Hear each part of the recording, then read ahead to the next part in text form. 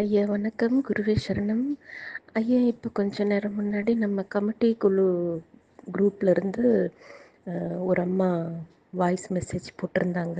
அமுதா அப்படிங்கிறவங்க ஒரு பதிவு போட்டிருந்தாங்க. இந்த கம்மல் அவங்களோட தோடு ஏதோ காண போச்சு, அப்புறம் வேடியப்பன் அவங்களோட இது ஆசீர்வாதத்தால் மறுபடியும் இந்த கம்மல் கிடச்சிருச்சு அப்படிங்கிற மாதிரி சொல்லி வருத்தப்பட்டு அலற மாதிரி ஒரு வாய்ஸ் மெசேஜ் போட்டிருந்தாங்க. நான் கேட்டேன். எனக்கு என்னென்னா, அவங்க சொல்கிறது உண்மையாக இருக்கும், உண்மைதான்னு நானும் நினைக்கிறேன். ஏன்னா நான் ஒரு அனுபவம் போன மாதம் அமாவாசையில் நான் அதாவது என்ன சொல்கிறேன், எக்ஸ்பீரியன்ஸ் பண்ணேன். ஆனால் அது எப்படி நம்ம சொல்கிறது அப்படிங்கிற மாதிரிலாம் எனக்கு தோணுச்சு. ஒன்றும் இல்லை, இப்போது எங்கள் பாப்பாவுக்கு மாதமாக இருக்கிறதுனால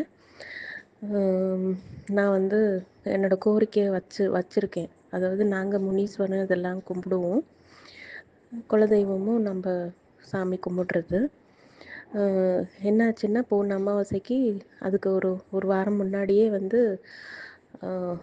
சித்தர் பூஜை காலையிலேயே உட்காந்து பூஜை பண்ணுறது. அப்புறம் இங்கே வேடியப்பனுக்கும் நான் வேண்டிக்கிட்டேன், எப்படியாச்சும் அந்த மார்கழி அமாவாசை அப்போ எப்படியாச்சும் நான் பீடத்துக்கு வரணும் அப்படின்னு. ஏன்னா எங்களுக்கு லீவு அது இதுன்னு இருக்கிறதுனால நிறைய ப்ராசஸ் எல்லாம் தாண்டி தான் நாங்கள் வரணும். லீவ் டைமில் லீவ் கிடைக்காது. சரி, கோர்ட் இல்லைங்கிறதுனால நான் 2 நாள் லீவ் எடுத்துகிட்டு தான் நான் வந்தேன். என்னென்னா, நான் முனீஸ்வரனுக்கு வேண்டிக்கிட்டேன், நான் நினைக்கிற கோரிக்கை கண்டிப்பாக நிறைவேறணும். அப்போது நான் இங்கே நம்ம சென்னையில் சென்ட்ரல் இருக்குது இல்லையா, பாடிகார்ட் முனீஸ்வரன் எல்லாருக்குமே நல்லா தெரியும், ரொம்ப ஃபேமஸ் அது. அங்கே நான் அர்ச்சனை பண்ணி பூவெல்லாம் போட்டு அர்ச்சனை பண்ணி மாலை சாத்துறேன், வரணும். அங்கே சென்ட்ரல் பாடிகார்டுக்கு நான் போகணுங்கிற மாதிரி நான் மாலெல்லாம் போட்டு பண்ணணுங்கிற மாதிரி நான் கோரிக்கை வச்சுக்கிட்டேன். அதுக்கப்புறம் நம்ம மார்கழி அமாவாசை பூஜைக்கு நான் வரணுங்கிற மாதிரி ஒரு ஏற்பாடாச்சு. ஏதோ எதேச்சியாக தான் நான் வந்தோம். நானும் அவர் எல்லாமே நாங்கள் நினைக்கவே இல்லை, நாங்கள் மார்கழி அமாவாசை கூட தவற விட்டுருவோமோ அப்படின்னு தான் நினச்சோம். எப்படியோ எங்களுக்கும் லீவ் கிடச்சிச்சு, அவருக்கும் லீவ் கிடச்சிது, வந்துட்டோம் நாங்கள். என்னென்னா, நான் எப்போவுமே மாலை வாங்கிட்டு வருவேன். மாலை, பூஜை பொருட்கள் எல்லாம் வாங்கிட்டு வேடியப்பன் அங்கே வச்சுருவேன். நீங்கள் நம்பினாலும் சரி நம்பாட்டியும் சரி, நான் ஒரு 4 மாதம் ஆயிடுச்சு இல்லையா. ஜூலை மாதம் வந்தேன், அதுக்கப்புறம் நான் வரல. ஆகஸ்ட், செப்டம்பர், அக்டோபர், நவம்பர் 4 மாதம் நான் வரலை. டிசம்பர் மாதம் வந்தேன். நான் போய் அந்த மாலை கவர், ஆக்சுவலாக நான் கார் விட்டு இறங்கியாச்சு. எங்கள் வீட்டில் அவர் கையில் மாலை கவர் வச்சுருக்காரு. அப்போது நம்ம இங்கே வெளியில் நம்ம அங்காள பரமேஸ்வரி இருக்காங்க இல்லையா, அங்கே ஏதோ பண்ணிகிட்ருந்தாங்க. அப்போது இவர் என்ன பண்ணார், மாலை எடுத்துகிட்டு போகவும் அங்கே கோவில் அந்த அம்பாள் சன்னதிக்கிட்ட 2 பேர், எனக்கு சரியாக பேர் தெரியல, டக்குன்னு என்ன பண்ணாங்க, மாலை கேட்டு வாங்கினாங்க போல இருக்கு. இவர் இப்படி சட்டுன்னு மாலையோடு வந்தவர், என்னடா மாலை கவரை காணுமே அப்படின்னுட்டு, மாலை எங்கே அப்படின்னு அவங்க உட்காந்து இது பண்ணவங்க வாங்கிக்கினாங்கன்னு. அப்போ நான் சொன்னேன், எப்போவுமே நம்ம அங்கே தானே எடுத்துகிட்டு போய் வச்சுருவோம், அவங்க போடுவாங்க அப்படின்னு. இல்லை, அவர் கேட்டார், நான் கொடுத்துட்டேன் அப்படின்ன மாதிரி சொன்னார். சரி, என்னடா இது அப்படின்னு நினச்சிட்டு நான் இருந்தேன். கடைசியில் அந்த மாலை யார் கழுத்தில் போய் விழுந்துச்சுன்னா, நம்ம கோட்டை முனியப்ப இருக்காருல்ல, அவர் கழுத்தில் போய் விழுந்துச்சு. அது எடுத்துகிட்டு போனாங்க, அங்கே போட்டிருக்காங்க. நான் என்னடா அது, ஆனால் கையில் கவர் வச்சுருந்தாரு, ஒருத்தர் வச்சுருந்தாரு.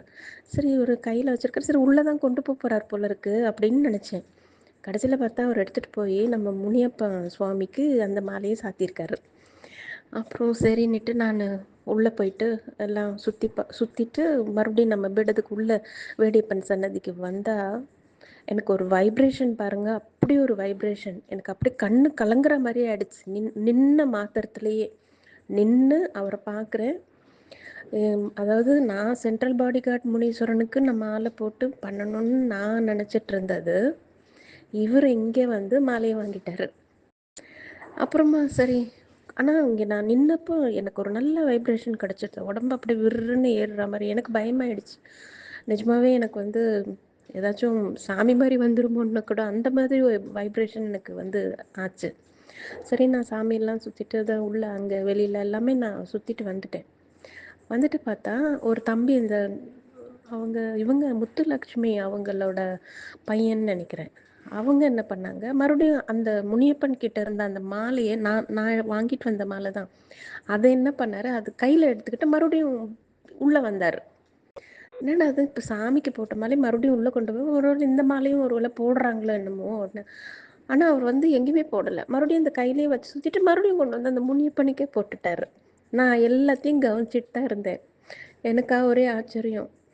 சரி அப்படின்னு நினச்சிட்டு, சரி நம்ம மாலை அவர் முனியப்பனுக்கு கொடுக்கணும்னு அவர் வாங்கிக்கிட்டாரு அப்படின்னு நினச்சிட்டு எனக்கு கொஞ்சம் அன்னைக்கு கொஞ்சம் திருப்தியாக இருந்தது. அன்னைக்கு அது நான் வந்து சொல்லணும் அப்படின்னு தான் இருந்துகிட்ருந்தேன். சரி, என்ன சொல்கிறது அப்படின்னு எனக்கு இது நம்புவாங்களா, நம்ம சொல்கிறது நம்ப மாட்டாங்களோ என்னமோ தெரியல, நம்ம ஏதோ சொல்கிறோங்கிற மாதிரி ஏதோ நினைப்பாங்களோ அப்படிங்கிற மாதிரி நான் சொல்லாமல் இருந்தேன் இவ்வளோ நாள். ஆனால் அந்த அம்மா பதிவை கேட்டதும் சரி நம்மளும் சொல்லுவோம் அப்படின்ட்டு தான் இப்போது உங்களுக்கு நான் வந்து பேசினேன். நன்றி ஐயா.